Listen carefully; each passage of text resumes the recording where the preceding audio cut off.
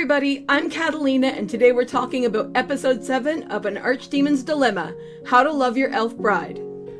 This is, without question, one of the sweetest and most fluffy episodes I have seen this anime season, and it's amazing that I'm able to say that about a show like this, where the overall themes and tone can be so dark and dire, and the morals of the characters inside of the show can, on multiple occasions, be so damned questionable. And yet here I am singing its praises because that blend of dark undertone but sweet focus on the characters is one of the things that makes this show so unique and so special.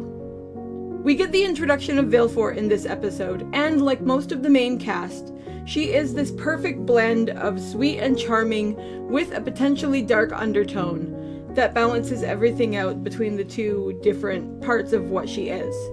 And I really loved how they introduced her. We saw her in episode 1, we had no idea it was her, because she's been disguising herself as something much bigger and more fierce than what she actually is. The idea that this little girl was at this auction in episode 1 is really shocking. And it was interesting, we saw her in one of the other episodes just sort of chilling in the corner, keeping an eye on us in general. Well, she's come to Zagan's castle to challenge him. She figures that if she can take him out, that she's going to be the new Archdemon, but she looks like she's about 6. And initially, having no idea what she is, she interrupts a meal that Nephy has cooked for Zagan, and she actually ends up getting clocked by him because she won't stop interrupting.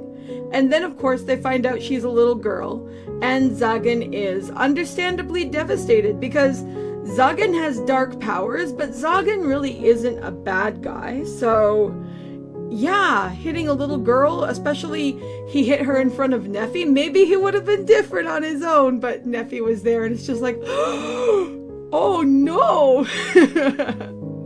And we learn a lot about Valefor and her backstory and what kind of life she's had to an extent.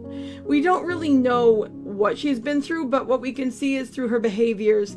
Obviously her life has been difficult.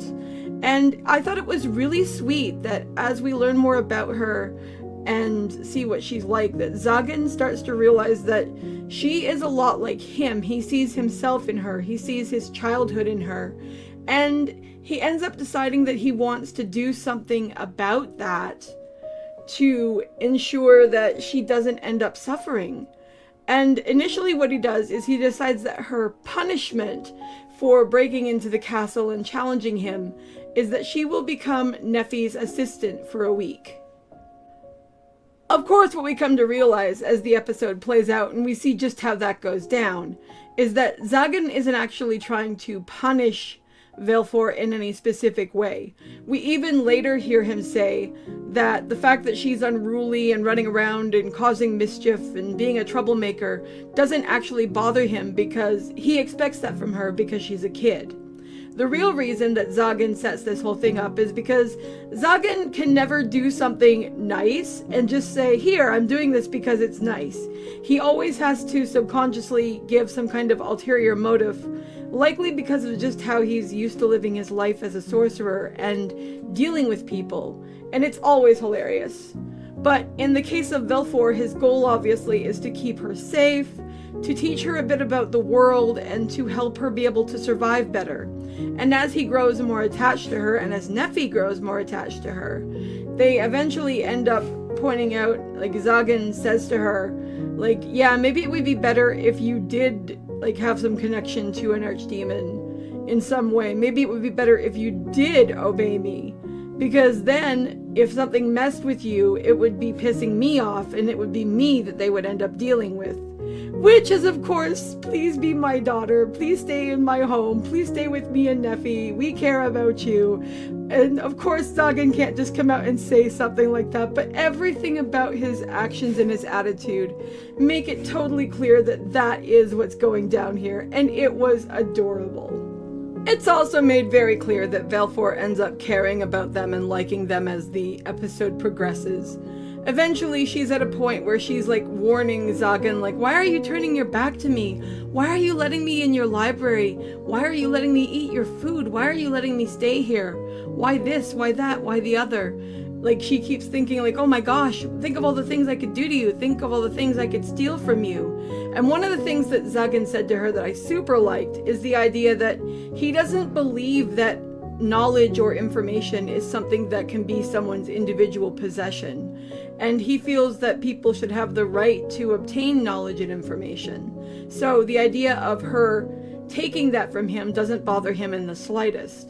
I also love that he referenced Barbados, and that he was basically like, yeah, I just dealt with this other guy who was having an issue with me, and I'll tell you what I told him. You want to come and try it again, come and try it again. But, like, he's not going to obviously do anything to Barbados. He's obviously not going to do anything to Valefor.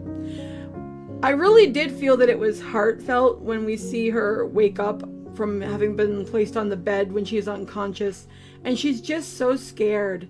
And the myths about the dragons, that totally ripped out my heart, especially for a little kid. And one thing I thought was funny about that is that initially she starts telling him, and then he starts listing them off as if he knows them, and then she's obviously getting more and more perturbed, and so is Nephy, and he's like, you know what? Absolutely none of those are true. And I just thought that was brilliant. So I was like, nope. And the idea that when she was afraid of eating the food, probably thinking, oh my gosh, this food could be poisoned, he actually gets her to be able to eat it. I don't remember if it's him or Nephy. Somebody points it out in such a way that, like, Zagan says that he hates it when people waste food. And then Nephy is like, try the food, it's good. It's so cute. But yes, they get her to eat food and everything. I just absolutely love their interactions. I could go on about all of them. But the other thing I do want to point out is something about Zagan and Nephy that I really loved in this episode, and that is that this guest room that they put Valefor inside of actually exists because Zagan had a room set up in the castle which used to have no real living quarters for anybody.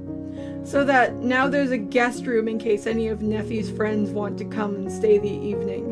I just love the fact that he so clearly supports her friendships with people like Manuela and Chastel. That is just so heartwarming and heartfelt, because I mean, it would be really easy for someone like Zagan to be excited about having Nephy and enjoy the time and possession of Nephy, but to not appreciate the idea of anyone interrupting that. Yet despite how socially awkward he can be and all that kind of thing, he actually still realizes and supports and recognizes the fact that she needs to have friends. And that understanding that he had, which allowed him to send her into town in episode 4, isn't something he just wanted to use at his convenience, but rather something that he supported and backed, in the sense that he actually wants her friends to be able to come to the castle and visit her and be comfortable and safe. And his support for her in that way is so absolutely beautiful, because with the kind of life that she has had, it's really important for her to have friends. And as somebody as socially awkward as he is, his awareness of this fact and his active and physical support of that is incredible. But hands down, the funniest moment of the episode was near the end, where Nephy and Zagan are talking to each other once Valefor has gone off and fallen asleep and stuff. And Nephy says to him that it's like they have gained a child. And of course, they then look at each other and their faces go the color of tomatoes, and it's just cuter than all get out. But yes, it really does seem like they have added a new addition to their family. And it's such a heartfelt and wonderful thing, especially, as I've said, given the fact that these two characters both came from such awful backgrounds and both had such terrible childhoods, that we now see them reaching this point where they have moved past survival and are living their lives. They are sharing that life together and seem happy. And now their happiness has reached a point where, through their own choice and accord, they are actually able to expand and extend that happiness to someone else. Isn't that beautiful? The only downside of the episode, and it's not that it was a bad part or anything, it just wasn't as cute and wholesome and sweet as the rest of it, was of course the opening with Chastel and the father from the church, and the fact that she is clearly in a lot of trouble, and the warning that somebody is coming who is very powerful, and Chastel seems to think that they are coming to execute her as an apostate, which is insane, but we will see what happens there. My feelings on this is not that it was in any way a bad addition to the show, it's just that obviously it didn't go with the rest of the tone, so it's not going to be as much my favorite. I do think it's super important though, because I think it's going to help us have a way to make the plot continue forward. We also have the fact that Zagan wants to take Valefor and go to the old Archdemon's domain and go and look at things, and of course Valefor is like, but you shouldn't be sharing this with me. But of course Zagan wants to share with her, and he also wants to bounce ideas off of her, because although she's a kid, she is obviously very smart and he values that. Anyway, I loved this episode, as I said at the beginning, but I'd love to know what you guys thought. Did you have a favorite moment? Do you like Valefor as a character? What do you think's gonna happen next? Feel free to drop your thoughts below in the comments, and I'll see you in the next video. Bye!